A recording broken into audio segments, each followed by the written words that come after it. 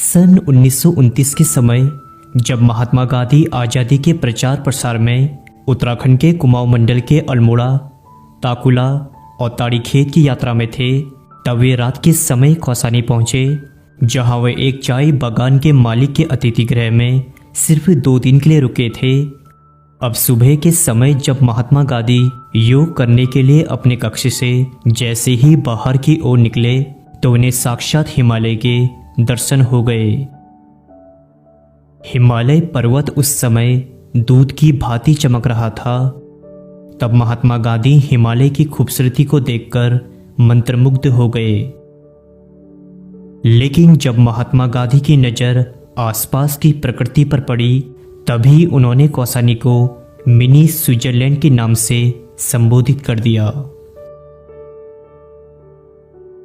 महात्मा गांधी जी कौसानी की सुंदरता से इतना अभिभूत हो चुके थे कि यहाँ वे सिर्फ 2 ही दिन रुकना चाहते थे, मगर यहाँ की खूबसूरत प्रकृति से मंत्रमुग्ध होकर महात्मा गांधी जी 2 दिन के बजाय 14 दिनों के लिए रुक गए।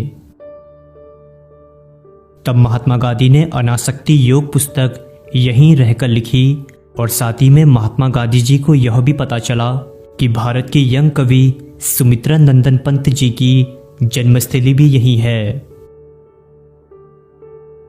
जब महात्मा गांधी जी यहां से चले गए थे, तब सन 1966 में इस भवन का नाम अनासक्ति आश्रम रखा गया, जहां महात्मा गांधी के जीवन चित्रों से लेकर उनकी कुछ किताबें, बर्तन और कपड़े आज भी यहां सुरक्षित हैं, जिन्हें आप कौसानी आकर देख सकते हैं।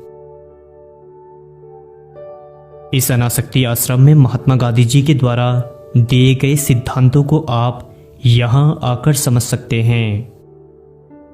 दोस्तों, अब कौसानी के बारे में कुछ और बातें जान लेते हैं, जैसे यहाँ का नाम कौसानी क्यों पड़ा तथा कौसानी का वातावरण कैसा है और यहाँ घूमने वाली जगह कौन कौन सी है। इनका नाम कौशिक मुनि के नाम पर पड़ा, जब उन्होंने यहाँ हजारों साल पहले महादेव शिव का तप किया था। हालांकि कत्यूरी राजाओं ने कौसानी का नाम पहले वलना रखा था, मगर बाद में इसका नाम कौसानी ही रखा गया।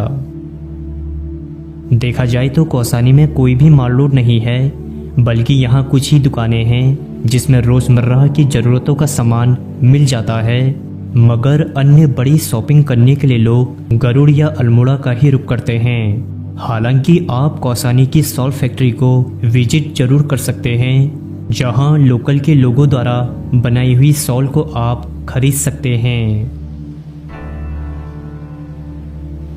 कौसानी की खूबसूरती का प्रमुख कारण यहाँ का ठंडा वातावरण है और यहाँ से दिखने वाला हिमालयन व्यू है, मगर यहाँ अन्य 2 चीजें काफी महत्वपूर्ण हैं, जिसमें आपका पिनाक मंदिर और रुद्रधारी महादेव मंदिर सम्मिलित है।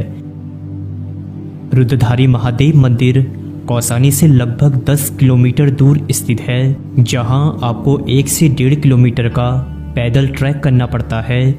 जहां 1 से 1.5 किलोमीटर का ट्रैक करने के बाद आप रुद्रधारी महादेव मंदिर पहुंच जाते हैं।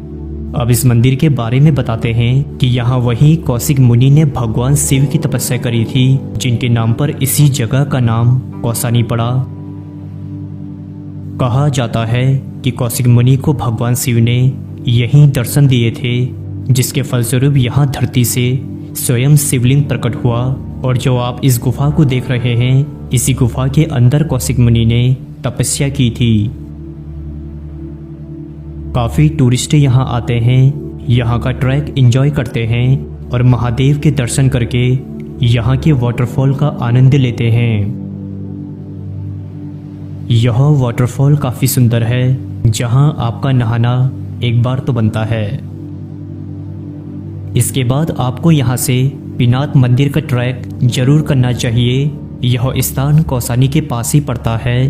इसके बारे में कहा यह जाता है कि यहाँ 3 दरवाजे हुआ करते थे, जहाँ से आप अल्मोड़ा, चौखटिया और सोमेश्वर चंद मिनटों में ही पहुँच जाया करते थे।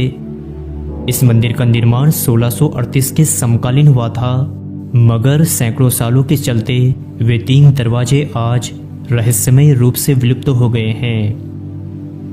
खैर, इस मंदिर के बारे में कभी और विस्तार से चर्चा करेंगे, लेकिन आपको इस मंदिर के बारे में अगर जानना है तो कमेंट बॉक्स में ज़रूर बताइएगा।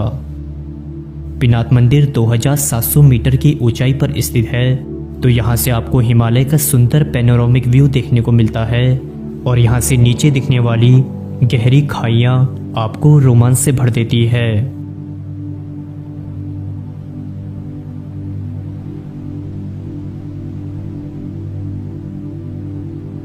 पिनात मंदिर भी महादेव का मंदिर है, तो यदि आप कौसानी आते हैं तो पिनात मंदिर के साथ साथ रुद्रधारी महादेव मंदिर का भी रुख जरूर कीजिएगा। कौसानी अपने चाय बागानों के लिए भी काफ़ी जाना जाता है, जहां आप कौसानी चाय का आनंद ले सकते हैं और यहाँ की चाय भारत के साथ साथ अन्य देशों में भी एक्सपोर्ट करी जाती है। कौसानी की ठंड कौसानी को आसपास के इलाकों से काफ़ी खास बना देती है, क्योंकि जाड़ों के समय संपूर्ण कौसानी बर्फ की चादर में डूब जाता है। इसके साथ साथ सोमेश्वर का आधा एरिया भी बर्फ में डूब जाता है। सवाल आता है कि कौसानी कैसे पहुंचा जाए, तो आपको सबसे पहले दिल्ली से हल्द्वानी आना पड़ेगा, जहां आप हल्द्वानी से अल्मोड़ा और अल्मोड़ा से कौसानी आ सकते हैं। बस, टैक्सी आदि की सेवा हल्द्वानी से ही उपलब्ध रहती है। तो दोस्तों, कौसानी जाने का मन यदि आप लोगों ने बना लिया है तो आप अनासक्ति आश्रम, पिनात मंदिर और रुद्रधारी महादेव मंदिर अवश्य जाइए। होटल यहाँ के काफ़ी सस्ते हैं, जिन्हें आप मात्र 600 रुपये से लेकर 2500 रुपये तक में बुक करा सकते हैं।